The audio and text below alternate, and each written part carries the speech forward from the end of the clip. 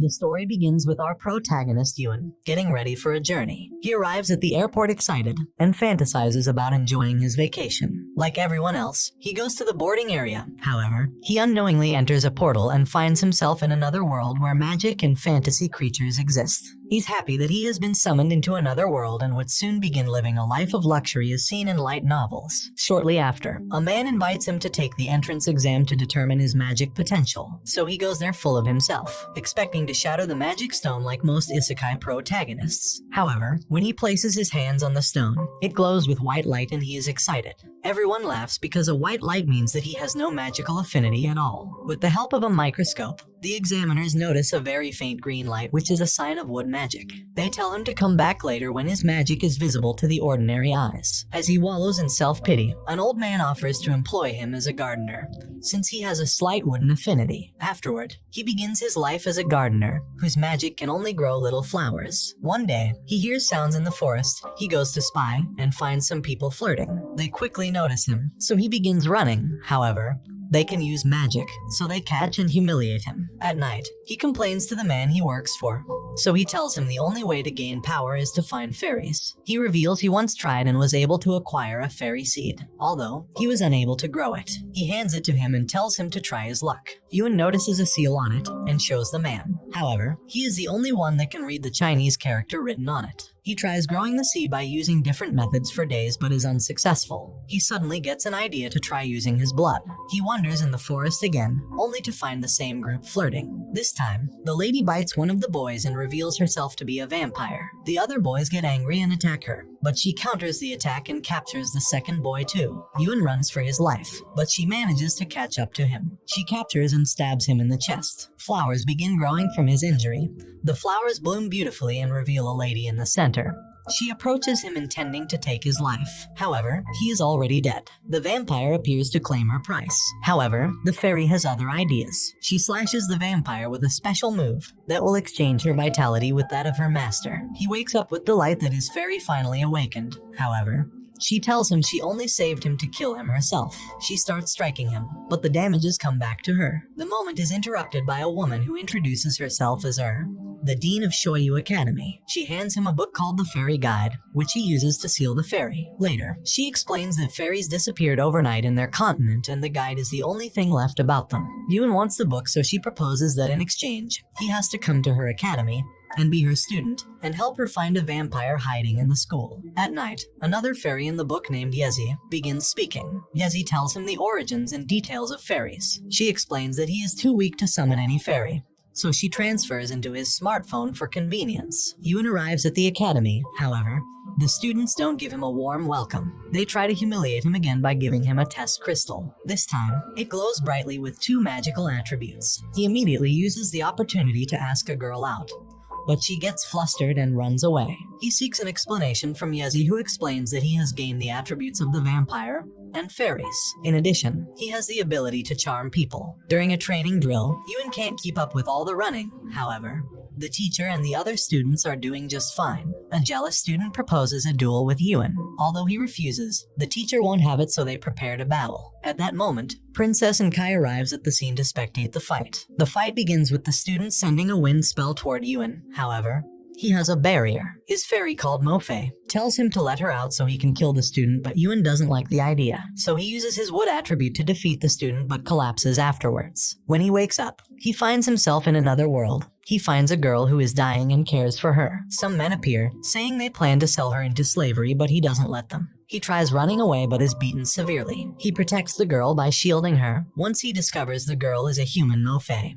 he wakes up back in the real world. Yezi tells him he just entered the fairy world. She reveals that Mofei won't attack him anymore. He contacts her, only to discover she still has a mean attitude towards him. Some students enter the clinic, so he hides. They turn out to be vampires feeding on another patient. Mofei talks to scared Yuan through his phone. She tells him she can regain her strength by feeding on vampires. At home, as he prepares instant ramen, he notices someone approaching the room. He thinks it must be the vampires, so he hides for his life. He manages to assault the intruder, who turns out to be Princess and Kai, who was sleepwalking. He notices she was not followed, so he lays her on the bed and sleeps off. She wakes up in a cozy position with Yuan, so she loses her temper and calls him a shameless perv.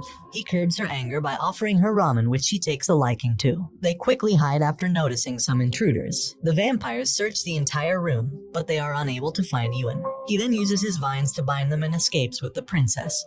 He makes her go in opposite directions and lures the vampires to himself. He awakens Mo Fei, who attacks the vampires on his behalf. She completely overwhelms the vampires with her strength, but before she can deal the finishing blow, their master arrives at the scene. He kills them instantly. Yezi informs Yuan that their master is a level 8 knight who would be difficult for Mo Fei to defeat in her current state.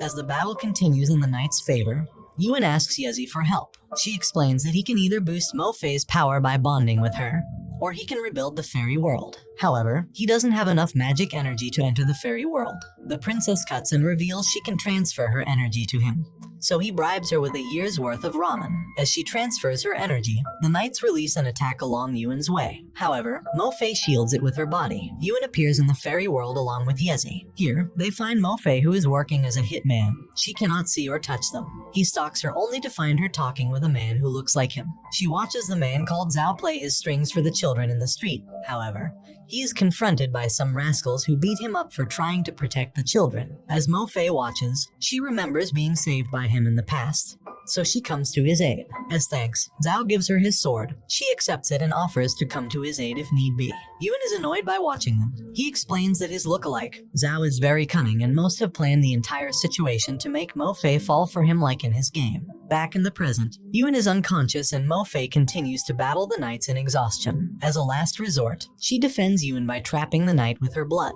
As he rants at Zhao, he reveals that he can see him. He asks Yuan what he is going to do with Mo Fei, the game hero. However, Yuan tells him he doesn't consider Mo Fei a game character. Zhao goes to Mo Fei's house but is attacked by her instead.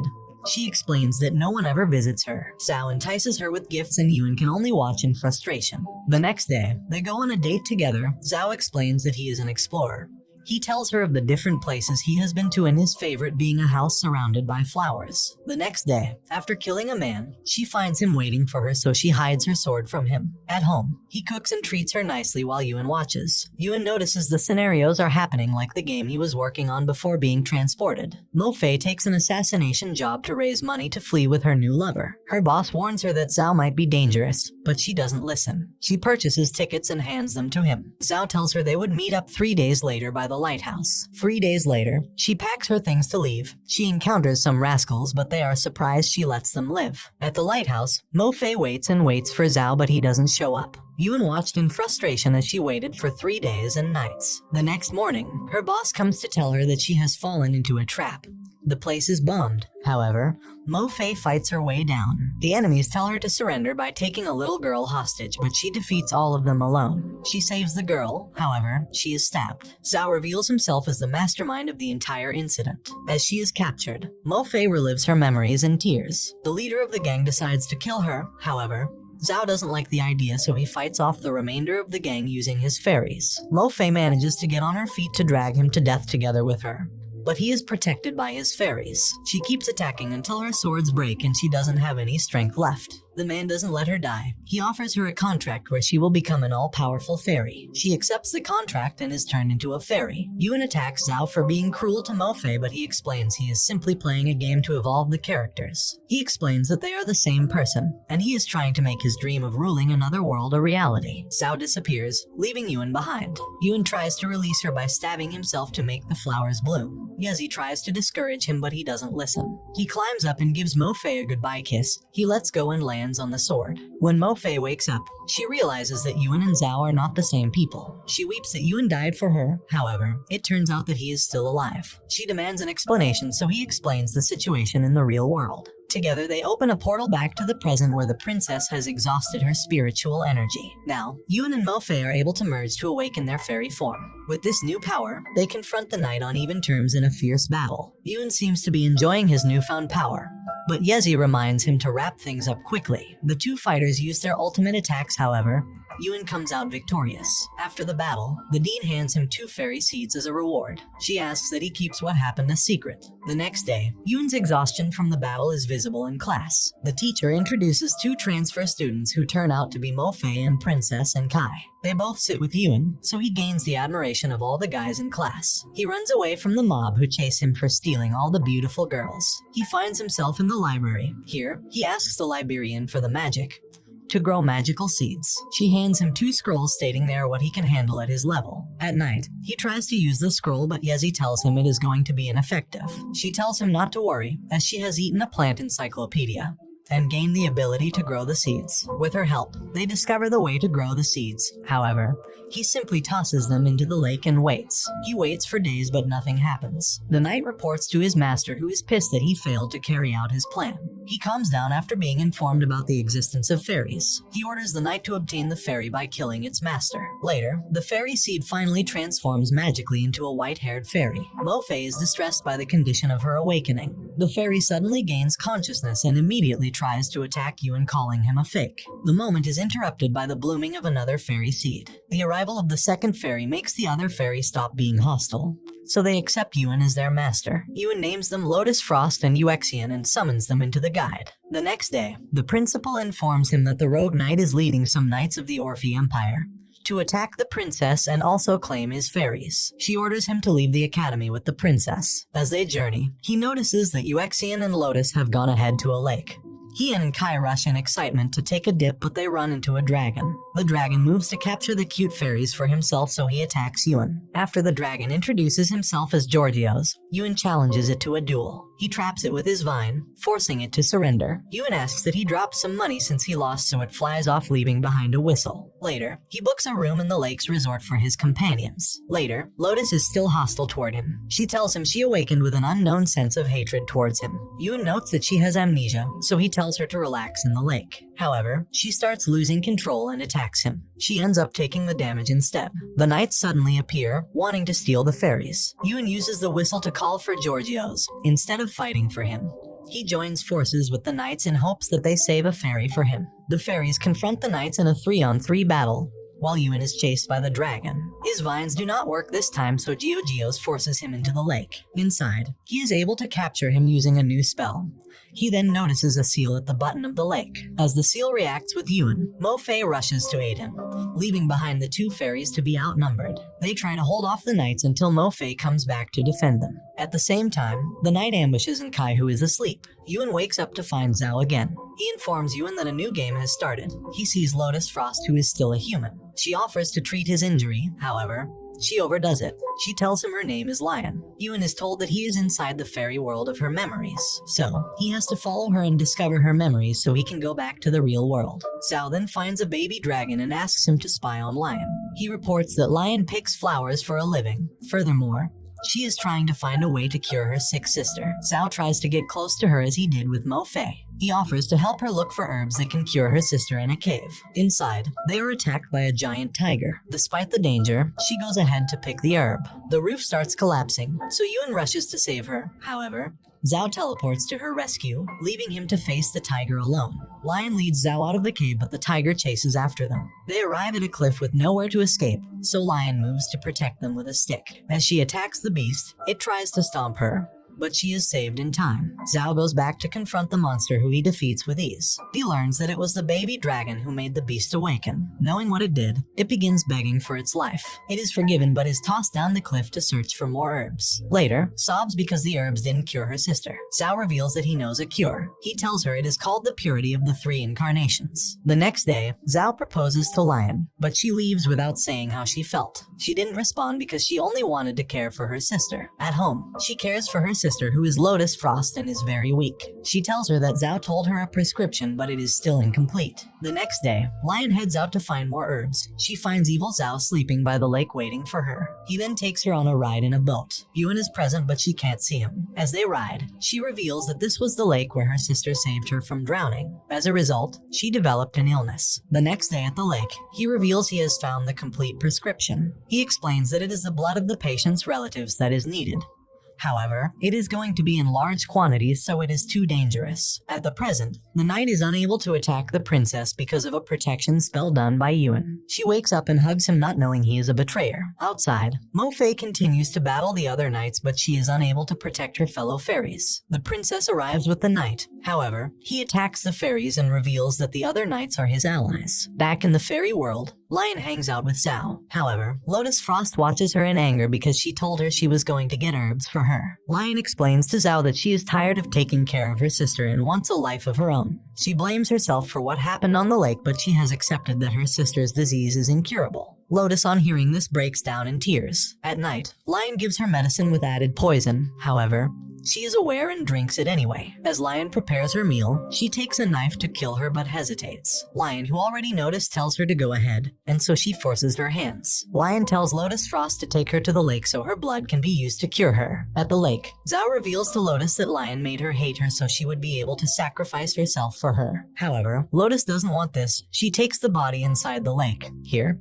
she prays to God that he makes them sisters in the next life. In exchange, she offers her life. Zhao offers to grant her wish by turning them into fairies. Witnessing this again angers Yuan, who tells his evil self to stop toying with people's lives. Yuan attacks him but is countered and beaten up. He reminds Yuan that Mo Fei is still fighting for him in reality while he is stuck in the fairy world. Yuan finds himself playing the main character from the beginning again. This time, he is visible to Lion. He relives all the events like his evil self Zhao did until the point where she sobs about her sister's disease. He tells her about the purity of 3 incarnations. However, he goes ahead to tell Lotus that the last ingredient needed for the drug is Lion's blood. After listening to him, Lotus assures him that she won't let Lion hurt herself for her. Later, he is invited to dinner by the 2 sisters. During the meal, Yuan and Lion suddenly collapse. Yuan later wakes up to find the room empty. He rushes to the lake where he finds the sisters going down the lake again.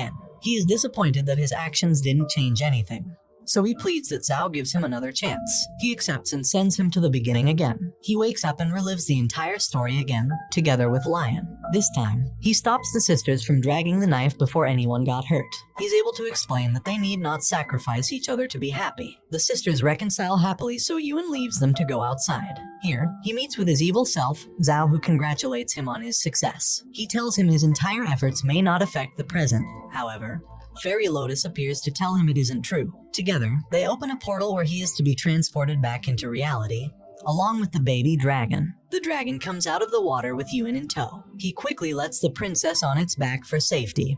After, he confronts the knights along with their leader. As the battle begins again, Lotus fuses with Yuan to awaken another fairy. With his new form, he attacks the knight. He realizes that this form with Lotus allows him to control water. As the knight attacks, he freezes him in his steps. He goes ahead to save Yuexian from another enemy by freezing him. He also helps Mo Fei defeat the second knight by drowning him. At the same time, the last knight is trying to capture the dragon. Yuan comes to his aid and punches the robber so hard that he spits out blood. He continues with a barrage of punches until he falls into the lake. The leader knight breaks free, unleashing an intense aura. Yuan sees that he is prepared to use an ultimate move, so he calls Mo Fei to fuse with him too. His new form is so majestic and intense that the knight almost pisses himself. However, he summons courage and attacks. Yuan entertains himself by battling him. He tries different attacks with his newfound power and watches as the knight tries so hard to counter them. Finally, the knight goes down. Yuan prepares a finishing move for him but is stopped by the princess, so he sends his attack to the sky and unmerges with his fairies. The princess puts an end to the fight.